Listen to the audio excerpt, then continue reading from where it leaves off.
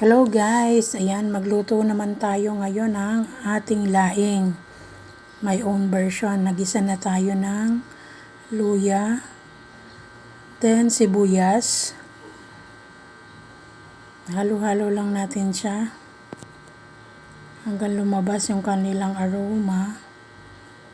Yan, nilagay ko na rin yung bawang at yung dilis.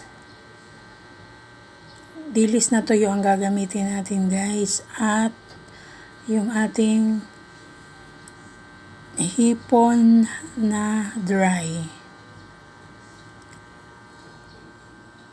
Nilagay na po natin ang dilis at ang ating dried hipon. Halo-halo lang natin guys. Gisa-gisa lang kung baga hanggang sila'y lumabas ang flavoring. Yan, ilagay natin ang kanyang pangalawang gata. Yan yung magpapalambot ng ating mga laing. Kasi karamihan po dyan sa ating laing na nabili ay mga tangkay at laman. Konti lang yung dahon niya. Ngayon nilagyan ko na siya ng homemade bagoong or alamang. May sariling gawa yan guys. Then I put asin. And yan, siling labuyo. Optional lang yan guys. Sa mga hindi kumakain ng maanghang, yung ayaw ng maanghang, huwag na kayong maglagay. Ako po ay mahilig sa maanghang. Nilagay na natin ang ating mga laing na pinaiga. Pinadry ko yan. Binilad ko sila sa masikat na araw for 1 day para matanggal yung kanilang kati. Yan, kumukulo na guys. Haluin lang natin ng konting halo lang. Kasi sabi nila, 'di ba, pag hinahalo palagi ang laing, dun siya kumakati. Kaya hinahayaan ko lang yan kumulo ng kumulo sa mahinang apoy lang guys.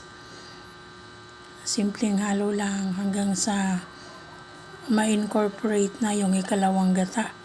Nag-add po ulit ako ng alamang. Kasi nung tinikman ko medyo matabang. So instead of putting asin, alamang lang nilagay ko para mas malasa. At yung siling haba na magdadagdag ng aroma. And then paminta. Ilagyan din po natin ng pamintang durog.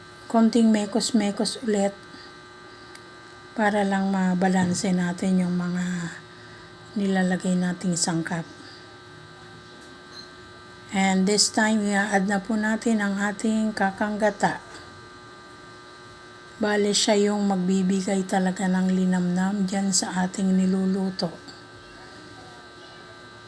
Mahinang-mahinang apoy lang din guys.